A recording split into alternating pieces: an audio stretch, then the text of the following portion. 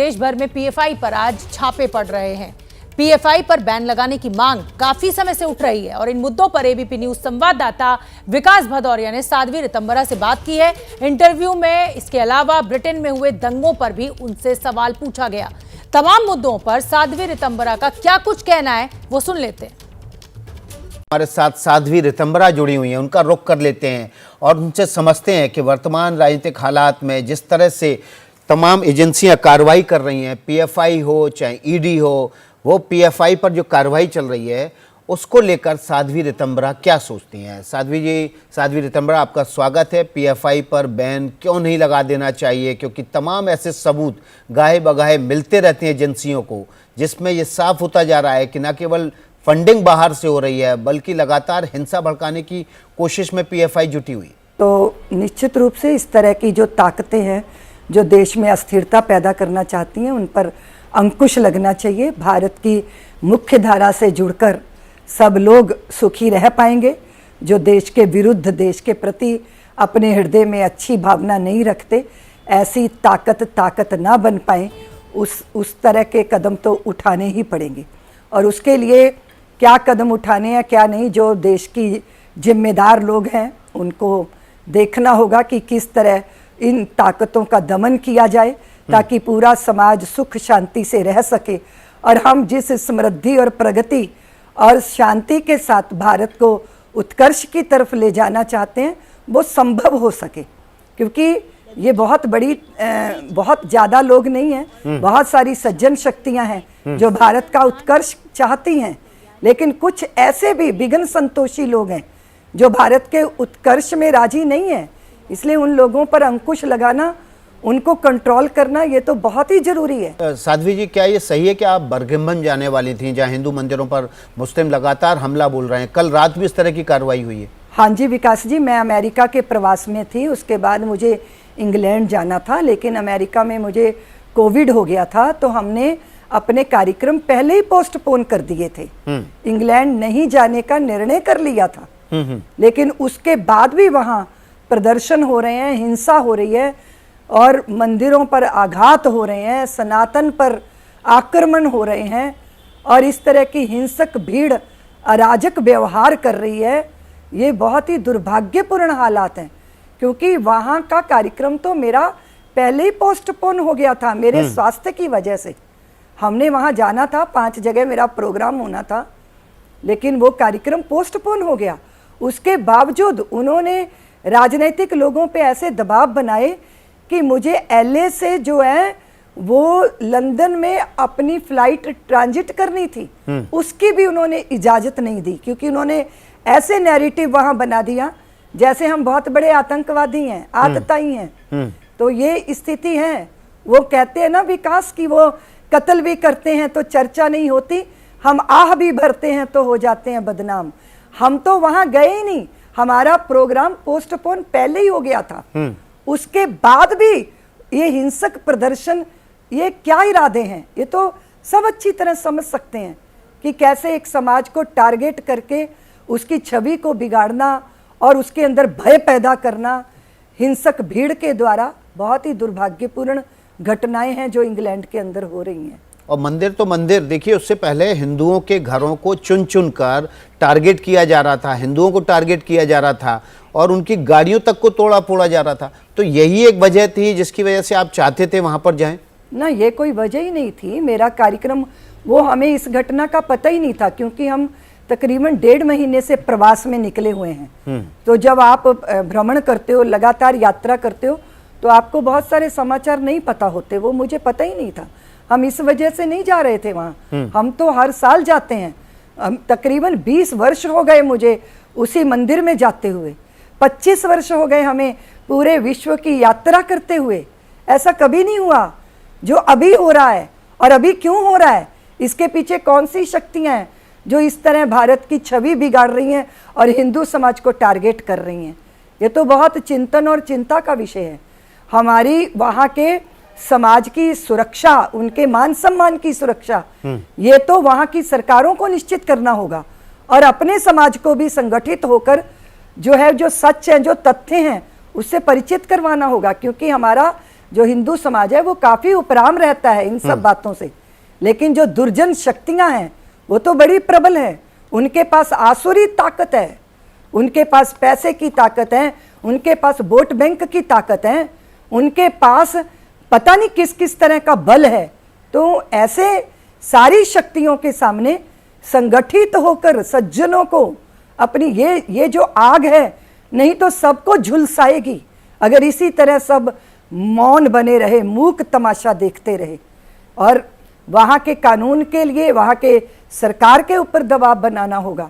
और आप देखिए विकास, इसी इंग्लैंड के अंदर पार्लियामेंट में मेरे कार्यक्रम हुए हैं जिसमें वहाँ के सांसद भी शामिल हुए हैं। आपको शायद संज्ञान में होगा, मैं वात्सल्य का, मनुष्यता का कार्य कर रही हूँ। 20-25 सालों से मैं विदेश की यात्राएं करती हूँ, कभी ऐसा नहीं हुआ। लेकिन ये तो इनको बहाना चाहिए था। इनको, इनके भीतर विष है, भारत के प्रति नफरत है, सनातन के प्रति नफरत है, हम मूर्ति पूजकों के प्रति नफरत है। और हम मूर्ति पूजक ही नहीं है विकास, हम तो जल का भी, सूर्य का भी, धरती का भी, कण कण का मान सम्मान करने वाले लोग। वसुदैव कुटुंबकम की भावना, हम प्रकृति की पूजा करते हैं, पूरे विश्व को अपना परिवार मानते हैं। हमारी प्रार्थनाओं में सर्वे भवन्तु सुखिना के भाव रहते हैं।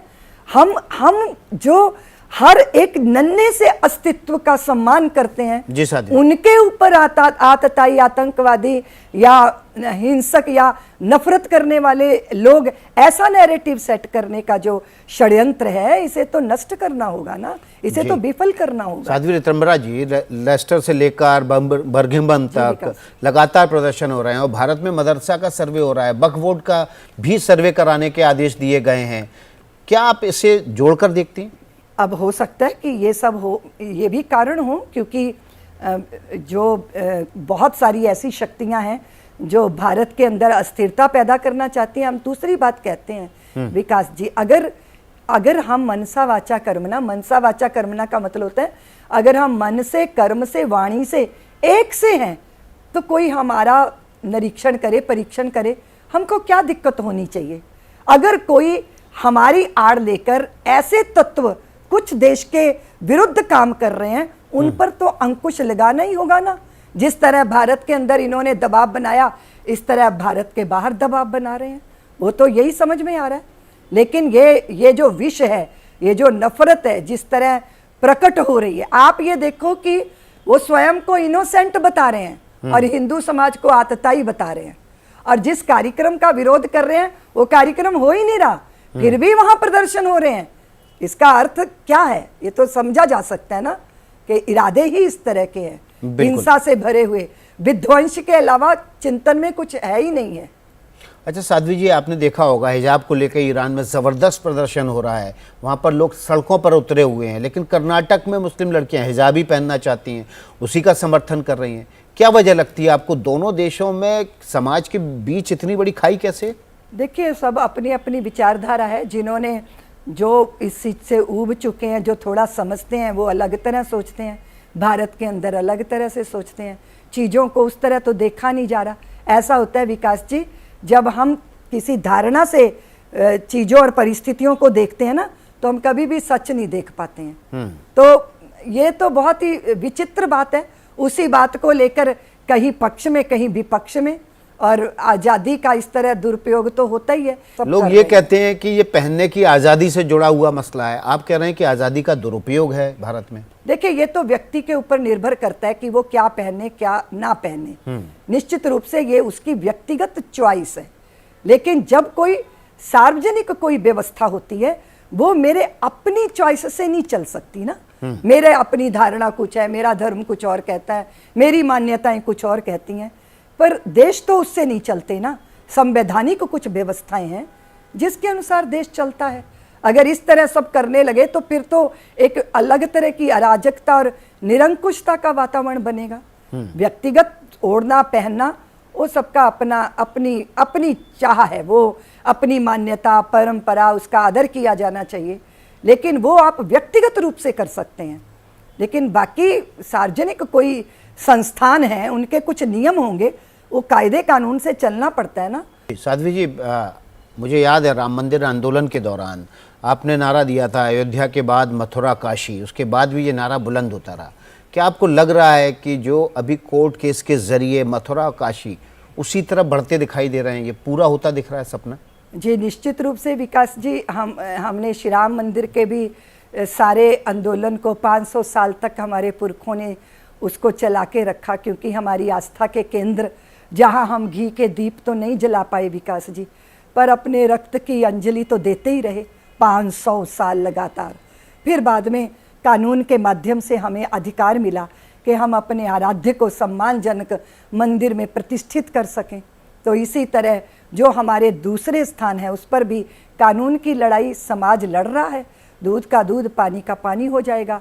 सत्य और तथ्य तो सामने होता है, कभी कभी तो व्यक्ति नहीं बोलता विकास जी, पत्थर भी गवाही देने लग जाते हैं, वो भी बोलने लग जाते हैं, सच को वो भी प्रकट करने लग जाते हैं। और ऐसा ही सच अब काशी में जो सर्वे हुआ उसमें निकलकर सामने भी आया है। साध्वी ऋतंबरा जी, आपका बहुत बहुत शुक्रिया एबीपी न्यूज से बातचीत करने के लिए। क्या मजबूरी है मेरी, बताइए। मैं अभी आपको बताती हूँ कि मैंने ओए होए होए होए नमकीन के चटकारे लेते हुए टकटकी मार के डिबेट शो को पॉज रिपीट कर करके देख रहे हैं जोगिंदर जी। इनकी तरह आप भी देखें अपनी फेवरेट डिबेट्स को रिपीट कर और डाउनलोड कीजिए एबीपी लाइव ऐप अपने स्मार्ट टीवी पर।